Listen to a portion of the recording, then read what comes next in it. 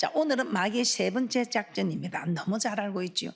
마귀의 두 번째 타입으로 강야에게 하나님을 섬기되 너무 멀리는 가지 말라고 하였습니다. 바로가 이처럼 이스라엘 백성을 보내줄 것처럼 말을 하다가 모세가 하나님께 기도해 애굽에 몰려왔던 파리들을 다 떠나게 합니다. 그러자 바로가 다시 마음이 완강하여져서 이스라엘 백성을 보내지 않습니다. 그러자 하나님은 애굽에 악질 재앙, 독종 재앙, 우박 재앙을 차례대로 내리셨습니다. 이렇게 계속해서 재앙을 내리자 바로가 다시 모세와 아론을 부릅니다. 그리고 여호와를 섬기라. 그럼 여호와를 섬기되 갈 자는 누구냐고 물었습니다. 그때 출애굽기 10장 8절 모세가 이렇게 대답합니다. 출애굽기 10장 8절 오늘 본문의 말씀 다시 한번 보도록 하겠습니다. 모세가 아론을 바로에게로 다시 데려오니 바로가 그들에게 이르되 가서 너희 하나님 여호와를 섬기라. 갈 자는 누구뇨? 그러자 모세는 남녀노소와 우양을 데리고 가겠다고 대답합니다. 출애굽기 10장 9절입니다. 출애굽기 10장 9절입니다. 모세가 가로되 우리가 여호와 앞에 절기를 지킬 것인즉 우리가 남녀노소와 우양을 데리고 가겠나이다. 자, 이렇게 남녀노소와 우양을 데리고 가겠다고 하자 바로는 어린 아이들을 데리고 가는 것은 악하다. 뭐 어린아이까지 갈 필요가 있느냐? 너희 남정만 가서 여호와를 섬기라고 합니다. 출애굽기 10장 10절에서 11절 다시 한번 보도록 하겠습니다. 출애굽기 10장 10절에서 11절입니다. 바로가 그들에게 이르되 내가 너희와 너희 어린 것들을 보내면 여호와를 너희와 함께하게 함과 일반이니라. 삼갈지어다 너희 경영이 악하니라. 그는 불가하니 너희 남정만 가서 여호와를 섬기라. 이것이 너희의 구하는 바니라. 이에 그들이 바로 앞에서 쫓겨나니라. 너희 남정만 가서 여호와를 섬기라는 것입니다. 어린 자녀들은 애굽에 두고 어른들만 강야로 가서 하나님을 섬기라고 한 것입니다. 그러면서 모세와 아론을 쫓아내었다고 하였습니다. 자, 바로 이 타협안은 오늘날 마귀가 우리에게 다가오는 미혹이라는 것을 우리는 너무나 잘 알 수 있습니다. 오늘날 마귀는 어떻게 합니까? 예수 믿는 사람들에게 어른들만 잘 믿으라고 이렇게 말합니다. 어린 자녀들은 후에 잘 믿어도 된다. 아직 시간이 많이 남아있으니 지금은 공부할 때다. 지금 공부할 때니 열심히 공부해서 좋은 학교에 들어가면 그 다음에 신앙생활 열심히 하면 된다고 가르칩니다. 이 사실은 오늘 말씀에 비춰보면 미혹된 사실입니다. 우리 하나님은 남정만 갈 것이 아니라 어린아이들까지 다 광야로 가서 깊숙이 들어가서 하나님을 섬기라고 합니다. 그런데 우리의 생각은 아니, 어른만 가면 된다. 너희들은 지금 공부할 때다. 공부할 때는 공부를 열심히 하고 다음에 너희들 이제 좋은 학교에 들어가서 그때에 하나님을 잘 섬기면 된다고 우리는 그렇게 얘기합니다. 그래서 오늘날 예수 믿는 가정에서 부모들이 자녀들을 주일에 교회에 가지 못하게 하고 공부를 시킵니다. 교회에서 기도 모임이나 각종 활동에도 참여 못하게 합니다. 과연 결과가 어떻게 되었을까요? 세계 이런 일들에 대해서 안타깝게 상담하는 분들이 계십니다. 딱 이대로 했다는 것입니다. 마귀의 작전에 걸려들었다는 겁니다. 말씀을 뿌리를 내리지 못하여 그 자녀를 공부시키는 일에 이것이 옳다 하여 하나님의 말씀에 뿌리를 내리지 못한 결과로 말씀이 그냥 뿌리가 뽑혔습니다. 공부하라. 지금 공부할 때다. 지금 공부가 중요하지 신앙이 중요한 것이 아니라고 합니다. 그런데 웬일입니까? 그럼에도 불구하고 신앙을 가지고 공부한 자녀들이 있는가 하면 부모를 주 안에서 공경해야 할 그들이 부모 말을 공경하다가 좋은 명문 대학에 갔습니다. 그런데 이제는 예수님이 누군지 모르겠습니다. 느껴지지가 않는다고 합니다. 좋은 대학이 아니다. 좋은 대학이 아니다. 우리 자녀가 좋은 대학은 갔는데 신앙을 버렸다고, 아니 예수를 버렸다고 도대체 왜 예수를 믿어야 하는지 모르겠다고. 우리 하나님께서는 어떤 일을 기뻐하실까요? 좀 명문대학에 안 들어가도 하나님을 잘 섬기는 이 자녀를 기뻐하실까요? 명문대학에 들어가서 내가 하나님을 잘 모르겠다는 이 자녀를 기뻐하실까요? 여러분은 어떤 일에 마음이 가시고 어떤 일이 옳다고 생각하십니까? 어떻습니까? 지금까지는 우리는 이렇게 잘못된 길을 걸어왔습니다.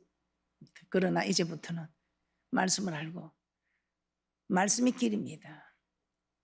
이 말씀이 하나님이신데 이 하나님이 육신을 입고 오셨는데 이 육신을 입고 오신 분이 예수님입니다. 우리 예수님께서 내가 길이다, 내가 진리다, 내가 생명이다 말씀하고 있습니다.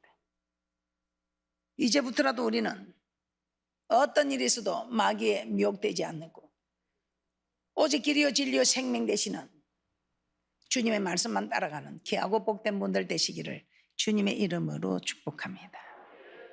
자, 우리의 자녀들 왜 하나님을 함께 남정들만 가는 것이 아니고 남녀노소가 하나님을 섬겨야 할까요? 첫째, 우리는 내일 일을 알 수 없기 때문입니다. 나이가 어리다고 주님 앞에 설 날이 많이 남았다고 할 수 있겠습니까? 잠언에서는 너는 내일 일을 자랑하지 말라고 하였습니다. 이는 하루 동안에 무슨 일이 일어날지 알 수 없기 때문이라는 것입니다. 잠언 27장 1절입니다.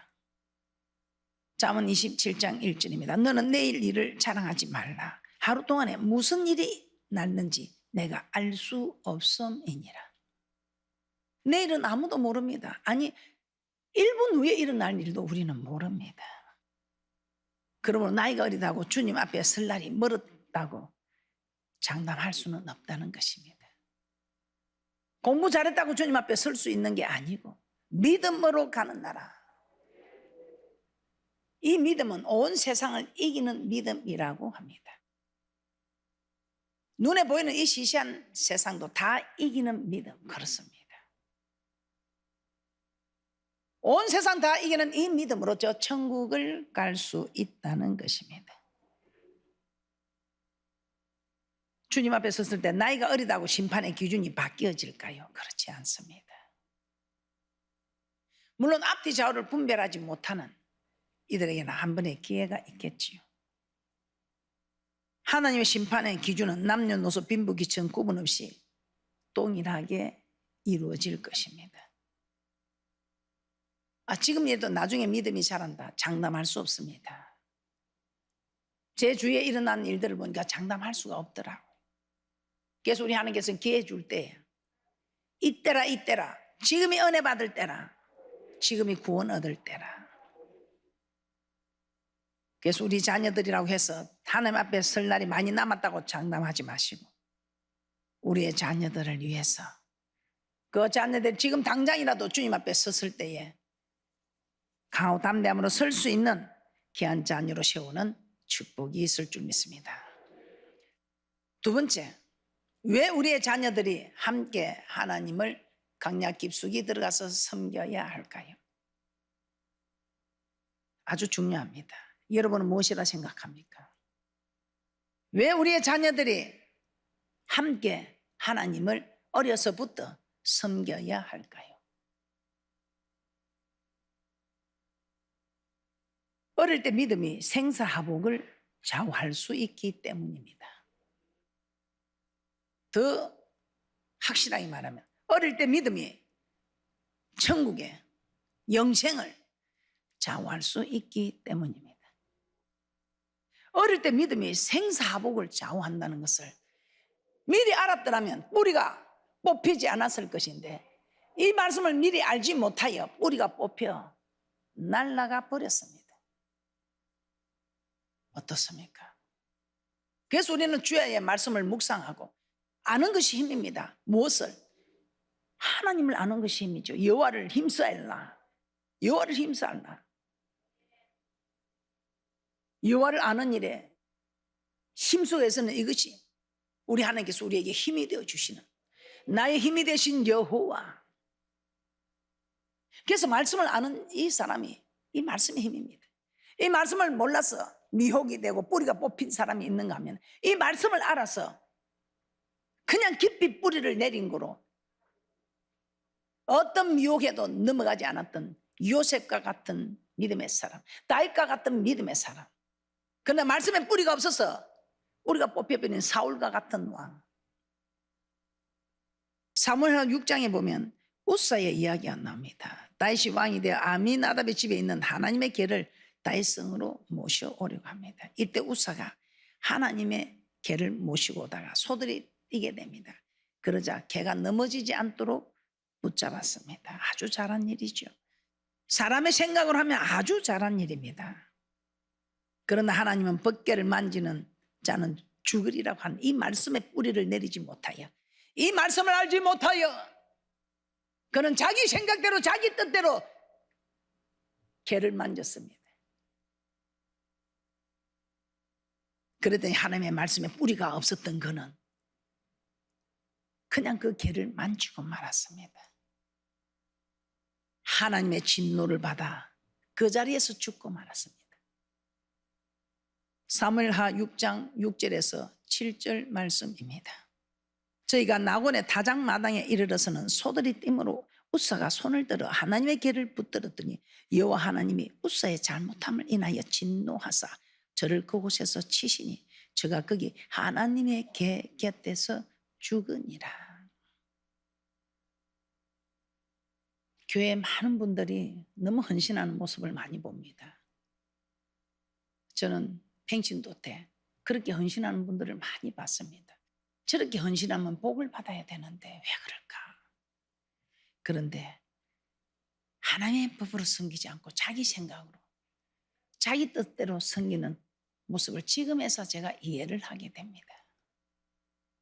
이제 우리는 어떤 일에서도 말씀을 많이 아셔서 아는 것이 힘이 되고 이 말씀의 뿌리를 깊게 내려서 좀 여러분이 힘들고 어렵다고 그냥 포기하고 하지 말고 더 힘들고 어려울수록 말씀의 뿌리를 깊게 내려서 마침내 꽃을 피우고 열매를 맺어 하는 게 영광이 되는, 열방이 부러워하는 이런 대축복자들 되시기를 주님의 이름으로 축복합니다. 법궤를 만지면 죽는다는 말씀을 알았다면 우사가 이 법궤를 만졌을까요? 만지라고 해도 자기 죽을까 해서 절대로 만지지 않았을 것입니다. 그런데 이 우사는 말씀을 잘 몰랐던 것입니다. 누구 잘못일까요? 물론 자신의 잘못도 있지만 앞뒤 좌우를 분별하지 못한 이제 나이가 됐다면 자신의 잘못이죠. 그러나 부모의 잘못도 있다는 것입니다. 이 우사가 누구 아들입니까? 이 우사가 누구 아들입니까? 누구 아들입니까? 사무엘하 6장 3절 한번 보겠습니다. 사무엘하 6장 3절입니다. 저희가 하나님의 궤를 새 수레에 싣고 산에 있는 아미나답의 집에서 나오는데 아미나답의 아들 우사와 아효가 그 새 수레를 모니라. 이 우사가 누구 아들입니까? 아미나답의 아들입니다. 이 아미나답은 자기 집에 하나님의 궤를 20년 이상이나 모시고 있었던 사람입니다. 우리가 너무나 잘 알고 있죠, 아미나답. 그런데 이 아미나답은 20년 넘도록 하나님의 궤를 섬겼는데, 모셨는데 복받았다는 얘기가 한 구절도 없습니다. 여러분 어떻습니까? 내가 20년 이상 신앙생활 했는데 복받은 일이 없다. 우리 교회는 그렇지 않겠지요. 복을 받기는 그냥 너무 내가 힘들고 어렵다. 왜 그럴까요? 이 아미나답 20년 이상 하나님을 섬겼는데 복 받았다는 말도 없고 저주 받았다는 말도 없고 사는 대로 살아보자. 사는 대로 살아. 하라는 것도 뭐 별로 안 하고 하지 말라는 것도 안 하고 하니까 뭐 하라는 거 해가지고 축복은 뭐 못 받고 하지 말라는 것도 안 하니까 그냥 뭐 저주 받을 일도 없고. 교회 보면 이런 분들 너무 많지요. 하라는 거 하면 복을 받고 하지 말라는 거 하지 않으면 복을 받을 것인데 하라는 거 하지 않으니까 축복은 못 받고 하지 말라는 거 하니까 저주를 받고. 그러나 이 아미나답은 하라는 것도 안 하고 하지 말라는 것도 안 한 것 같아요. 그러니까 복 받았던 사건도 없고 저주 받았다는 기록도 없습니다.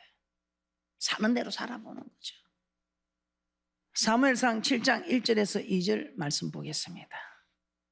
사무엘상 7장 1절에서 2절 말씀입니다. 기럇 여아림 사람들이 와서 여호와의 궤를 옮겨 산에 사는 아미나답의 집에 들여놓고 그 아들 엘리야사를 거룩히 구별하여 여호와의 궤를 지키게 하였더니 궤가 기럇 여아림에 들어간 날부터 20년 동안은 오래 있은지라 이스라엘 온 족속이 여호와를 사모하니라. 20년 동안 이렇게 있었답니다. 근데 복 받았다는 내용이 없습니다. 우리 하나님 우리가 복 받기를 너무 원하시는 분임을 저는 잘 압니다. 조금이라도 잘한 거 있으면 하나님이 칭찬하고 복을 주고 싶었어요. 반면에 오벳에돔은 어떻습니까? 오벳에돔은 하나님의 궤를 집에 석 달 모셨습니다. 그런데 석 달 모셨는데 우리 하나님께서 그 오벳에돔의 집에 온 집에 복을 내리심으로 오벳에돔이 복 받았다 소리가 다윗성에까지 들렸다고 합니다. 사무엘하 6장 11절 12절 말씀 한번 보겠습니다. 사무엘하 6장 11절에서 12절 말씀입니다. 여호와의 궤가 가드 사람 오벳에돔의 집에 석 달을 있었는데 여호와께서 오벳에돔과 그 온 집에 복을 주시니라. 혹이 다윗 왕에게 고하여 가로되 여호와께서 하나님의 궤를 인하여 오벳에돔의 집과 그 모든 소유에 복을 주셨다 한지라. 다윗이 가서 하나님의 궤를 기쁨으로 메고 오벳에돔의 집에서 다윗성으로 올라갈세. 아미나답과 오벳에돔 동일하게 하나님의 궤를 모셨습니다. 그런데 아미나답은 복을 받았다는 내용이 없고 오벳에돔은 다윗 왕에까지 소문이 날 정도로 많은 복을 받았다는 것입니다. 이는 아미나답은 하나님의 궤를 모시고도 하나님을 제대로 경외하며 섬기지 않았다는 뜻이죠. 그러나 오벳에돔은 하나님을 경외하며 잘 섬겼다는 것입니다. 어떻습니까? 여러분은 아미나답이십니까? 오벳에돔이십니까? 아니 지금까지는 몰라서 그랬다 치고 이제부터는 이 말씀의 뿌리를 내리셔서 오벳에돔과 같이 온 집이 복을 받았다는 소리가 다윗성에까지 들린 오벳에돔의 집의 복이 우리에게 임하여서 열방이 불화하는 대축복자들이 되어야 되지 않겠습니까? 오늘 여러분들 하나님을 섬기면서도 하나님을 제대로 섬기지 않는 분들은 아미나답과 같은 사람들입니다.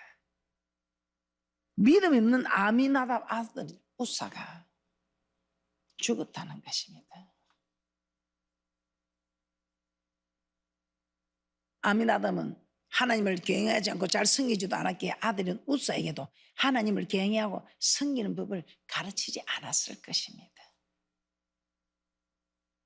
그렇게 했다면 부모 하는 것을 보고 들었다면 우사는 절대로 그 궤를 만지지 않았을 것입니다. 하나님을 어떻게 섬겨야 하는지를 가르쳐 주었다면 절대로 그렇게 하지 않았을 것입니다. 그렇기 때문에 우사는 가르침을 받지 못했습니다. 경외하는 법의 본을 보지 못했습니다. 그런데 이런 경외하는 모습을 보고 자란 자녀들은 어떤 어려움이도 우리 아버지 어머니는 이럴 때 이렇게 하셔서 기도하셔서 이렇게 하셔서 이 어려움을 슬기롭게 넘기고 화가 배나 도리어 복이 되게 하는 이런 모습을 보지 못한 자녀들은 하루 그냥 받을 수밖에 없겠죠. 그래서 어릴 때부터 잘 가르쳐야 이들의 생사하복을 주장하는 이 땅에서뿐만 아니고 저 맹세한 땅에 들어가기까지의 생사하복입니다. 어떻습니까? 남녀만 가서 섬기라는 이 말씀에 의미를 잘 깨달으시고 앞으로는 정말 우리의 자녀들이 말씀의 뿌리를 내릴 수 있도록 바르게 가르치고 하나님 바르게 섬기게 하사 오벳에돔의 집과 같은 그런 대축복의 가정들이 되시기를 주님의 이름으로 축복합니다. 오늘 이런 말씀을 하나님께서 왜 주시겠습니까? 지금부터라도 우리가 정신을 차리고 다 큰 자녀 말을 안 들으면 이제는 내 자신만이라도 이렇게 말씀의 뿌리를 내리고 나를 위해 울지 말고 예루살렘의 딸들아 너희와 너희 자녀를 위해 울라 하신 말씀을 따라 이제부터는 정말 주야장청 주님 앞에 기도해야 할 줄 믿습니다. 그런데 오늘 말씀을 들을 때는 그렇게 해야지. 잠시 기쁨으로 받았으나 또한 말씀에 뿌리가 없었어. 여러분은 또 뿌리가 뽑히고 말 것입니다. 그러나 오늘 이 말씀의 뿌리를 깊이 내린 분들은 이제는 내가 해야 할 일이 무엇인가를 압니다. 다 두고 가는 눈에 보이는 이 세상이 아니라 눈에 보이지 않는 세상, 바라는 것들의 실상이요 보지 못하는 것들의 증거가 되는 저 천국을 보면서 여러분들은 지금 준비해야 한다는 것입니다. 사무엘은 하나님께서 자기에게 하신 이 말씀을 엘리 제사장에게 그대로 전하였습니다. 죄는 엘리의 자녀들이 범하였지만 하나님은 그 자녀들을 책망한 것이 아니라 자녀들의 아버지인 엘리 제사장을 책망하셨습니다. 이 말은 모든 책임이 자녀 교육을 바로 시키지 못한 엘리 제사장에게 있다는 것을 알게 하신 것입니다. 엘리에게 책임이 있다는 것입니다. 교육을 바로 시키지 못한 엘리 제사장에게 있다는 것을 알게 하시고 있습니다. 그러면 이 자녀들이 바로 크지 못한 건 여러분에게 책임이 있다 이 말입니다. 그래서 우리는 주님 앞에 울고 기도하는 것입니다. 엘리 제사장 어떻게 되었습니까? 엘리의 두 아들은 어떻게 되었습니까? 사무엘상 4장 10절에서 11절 말씀입니다. 블레셋 사람이 쳤더니 이스라엘이 패하여 각기 장막으로 도망하였고 살육이 심히 커서 이스라엘 보병에 엎드린 자가 3만이었으며 하나님의 계는 빼앗겼고 엘리의 두 아들 홈니와 비느하스는 죽임을 당하였더라.